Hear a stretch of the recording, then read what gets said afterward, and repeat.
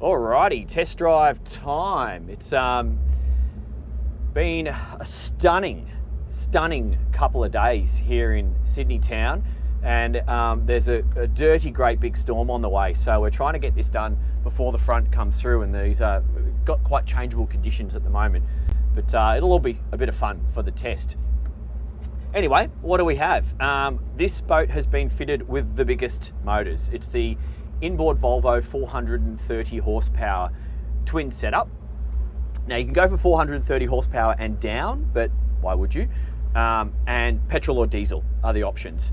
Now the Fairline is also available with a twin outboard setup, which would be interesting, and I could see maybe some people being attracted because they've come from outboards and they want outboards, but I'm going to make an argument against outboards for a boat like this. And my argument is this: why would you have a sexy boat if you can't have sexy women on the back?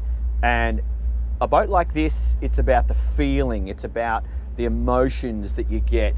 You know, you don't take your Hilux to the Polo. You take the Aston Martin, and that's kind of the vibe and feeling and that I get out of the Fairline F33. So why would you clutter the transom when you could clutter it with other nicer looking things? I guess is what I'm trying to say. And you know, it is a boat that you might rack and stack. It is a boat that you're probably just going to use in the nice days or the summer seasons, and you could pack it away for winter and use your other boat. So that's my argument. I'll leave it with you.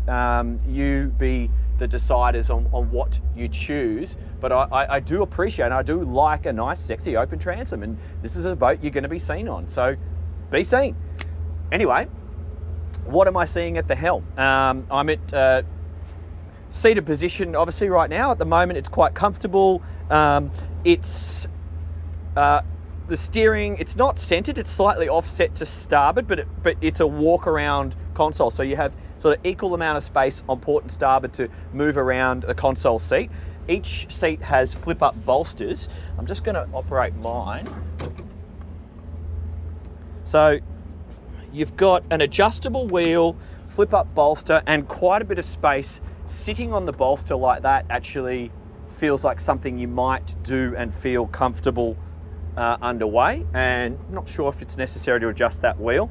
And transiting to seated is fine. There isn't a footrest for the little short blokes like me, but it doesn't feel too uncomfortable, so it's not the end of the world. But there is a footrest for the guest just here, so that'll be a design element that's probably providing you some access to the cabin below us. Now, visibility from a seated position is excellent. I can see both corners, I can see the bow, this windscreen. I've got, you know, these thick pillars don't provide any hindrance to my visibility, so I feel safe there. And the dash, it's sexy, it's good looking, and it's got a feel, a premium feel to it. So just starting from right to left, I've got my Fusion stereo, I've got my Volvo digital throttles. Above that, we've got the joystick through stern drive, so we have the joystick parking on this one. I've got a Garmin display center mounted, which is currently giving me engine diagnostics, but I can also do my navigation and other systems on that.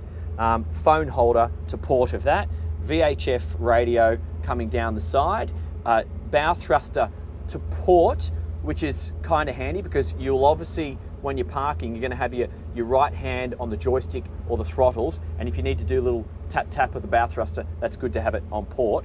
And then I've got my trim tabs opposite the bow thruster on starboard, and the wheel is a beautiful wheel. It's got the Fairline logo. I've got control of many other systems, so horn, cockpit lights, anchor lights, blower, and stereo can all be operated from the wheel. So that's got a bit of a Formula One kind of race car vibe about it.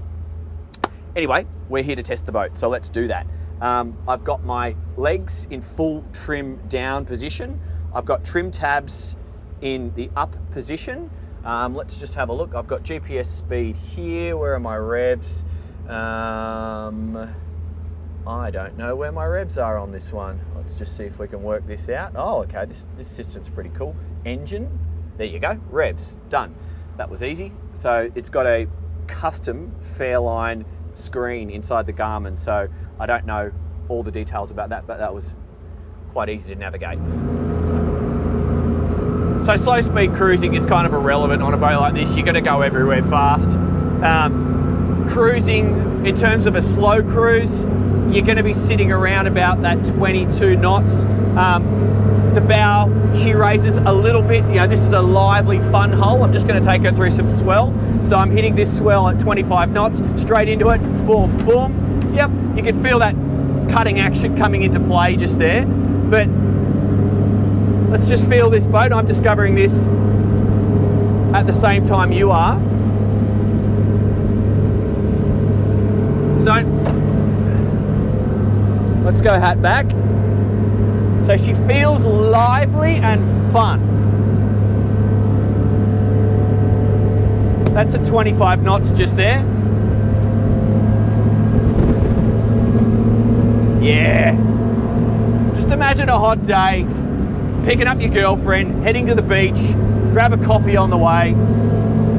This is going to be enjoyable. This is an emotive experience. You're going to arrive excited. You're going to arrive feeling on top of the world, and that's what I believe Fairline are trying to promote and achieve with this boat. Because right now, I feel like the coolest guy on Sydney Harbour. I'm just sitting on 30 knots there. I haven't even done wide open throttle. We do have some gusty conditions, shooting some bullets down and some waves coming from different directions. So I'm just going to find a little bit of smooth water before I do that, and then I'll hook it into some turns, because you really are going to enjoy your tight turns and your high speeds and your arrivals and departures, quite frankly, on a boat like this, because people are going to be looking at you. Oh, yeah. Woo, that's good. All right. So on the trim settings, I've done no trim tabs. You know, I can feel the bow bouncing around a little bit, only moderate amounts, nothing to affect my visibility, and the ride feels smooth enough in these conditions to basically not justify me wanting to do that.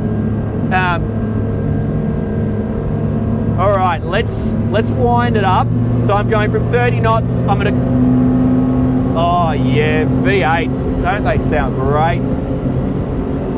Okay, 36, 37 knots and climbing. I'm still not at wide open. She feels like she probably wants to have a little bit of trim tab down here. I'm going into some waves, so I'm just going to wait till I clear these waves here. That's from that big power boat that just passed us. I'll wait till I've got calm conditions, but I'm cutting through these waves at 33 knots, and I can see the cutting action of the forward bow section, and then the V hull with a little bit of trim tab down is softening that ride out, because I'm sending the wash forward and I'm not getting any waves coming up at this stage, so that's fine. Now I've got the trim tabs retracting now that we're coming back into flat water, and there, we'll give it some.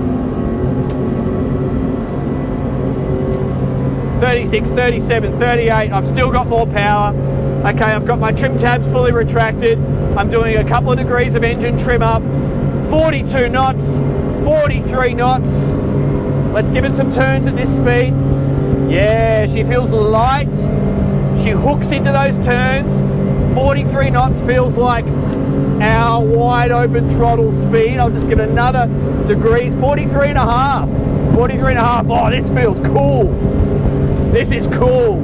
43 and a half knots. Now I'm just going to wind that speed back to something a little bit more sensible. So that's what you do when you're coming around the corner and all your friends are waiting to be picked up at the restaurant. You come hooking around at 43 knots. If you've got long hair, it's got to be out and flowing. You've got to have your cool shirt on, and you come hooking around the corner, kick off some spray at the back, and then you settle the boat down to something a little bit more sensible, social and acceptable, which on this boat, it's 31 knots, I think. And that's when you arrive in style. Okay, here we are in some calmer conditions. I'm just gonna hook the boat through a couple of turns and maintain speed and just see how she behaves. I've got a few waves around me, and I do have some decent wind. I'm going into it. Oh yeah. Okay, so I'm doing that at 27 knots. I put the drives down in the turn. I could go tighter. The boat's got, it just feels alive through this. Yes. This has just got fun written all over it. We'll go into those waves, see what happens. Choppity chop chop. Yep, that's okay. And we'll hook it around the other way. We'll give it some more power this time. Oh, listen to those motors. Yeah, that's cool. All right, I'm going to tighten that turn a little bit, and she's still going. Yeah, so this is a driver's boat. This is a sports car that you got to know what you're doing to put it through those turns, navigate your way through the waves. You know, you're not going to make this boat look at its best unless you know what you're doing. But a little bit of training, a little bit of education, and a little bit of experience. I suspect people who buy a boat like this are going to have come from owning something. It's not going to be their first boat. And so this is a bit James Bond. You know, that's definitely the vibe I get. It's as I suspected, it's all about emotions, and those emotions are going to be positive on something like this. So following along on that theme, you got to complement the emotions with the ability, and you got to make sure you can get the thing into the dock, pick up your friends, and look like a boss. So let's just see how this thing achieves that with the joystick parking. So one thing a lot of people don't necessarily understand is that these joysticks are a wonderful piece of technology, but you are physically located along with the joystick quite often in the center of the boat, whereas all the action is happening out the back of the boat. So if you imagine all that leverage trying to take place from those drives, sliding the boat sideways or moving it around in circles or whatever job you're trying to complete, there is a bit of work involved, and in windy conditions sometimes that's going to be a little bit too much for the drives or the outboards, depending which system you've got with the joystick. So it is a good idea to often complement that with a bow thruster, which the Fairline have done on this boat, and it's good to see, because the last thing you want to be doing is having to go in for multiple parking attempts. You really want to boss these things on the first attempt. So I've got the throttle in neutral. I'm going to press the docking button just here.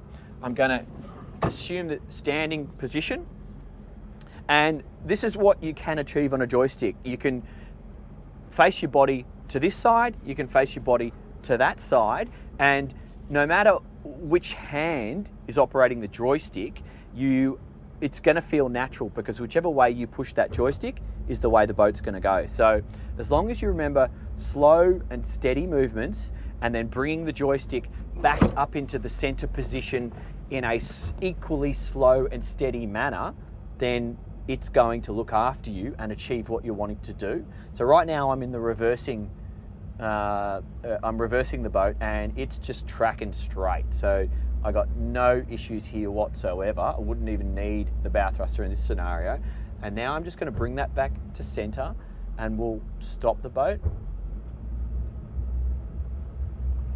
And we'll just give it a little sideways, slew it sideways to starboard. Beautiful. So smooth, capable, and cool. And so if I needed the thrusters, say a little bit of a gust of wind or lost my concentration, I could just do that with my left hand. There you go. So that's cool. That's just a little bit of a low battery alarm, so don't worry about that beeping noise. Yeah, so if you're unfamiliar with regular parking at marinas, or if you're managing guests who may not have the ability to help you out with the parking, departing or returning to the marina, this is a great piece of tech. And I think moving forward, the market's going to continue to demand stuff like this. So if I was you and ordering a boat like this, I would go ahead and get it with the joystick, because not only is your resale value going to be better long term, but you're going to have easier days. Okay, what is my wrap up on the performance of the Fairline F33? It's as advertised. This thing is exciting. This thing is lively. This thing is going to get your heart racing, and that is what they are trying to achieve with this design. Twin 430s, I would definitely go for that. I actually like the petrols for this boat. I know it's available in a diesel, but I feel like the sound of petrols is more what you're going for. It's providing that emotive, fun, exciting experience. But you know, it's each to their own. And the outboards, yes, it's there, but back to my earlier point, I don't know, why would you clutter the transom when you could clutter it with something else perhaps? But the operational side of things, you do have the wind in your hair in this boat, which is again the idea. The visibility is really good. You know, these pillars don't provide any danger whatsoever because you can quite easily see over them, even a short bloke like me. Adjustable steering wheel, it's going to be handy, but you've got plenty of space just here at the helm, and all the controls falling naturally to hand. But that cruising at 29 to 31 knots, top speed 43, 44, that's what you expect on a boat like this, jumping through a few waves, but doing it safely, comfortably, and most importantly, cool. Take me to the streets so I can celebrate. Never knew a feeling better than today. Means to a beginning of a brighter day. Letting in a feeling, mending what we break. Find the solace in a dissonance. You control the way you see the world. So far, and now let go. Let the feeling take its toll. We've worked so hard, now don't you know? This is music for the soul. Let the music take control.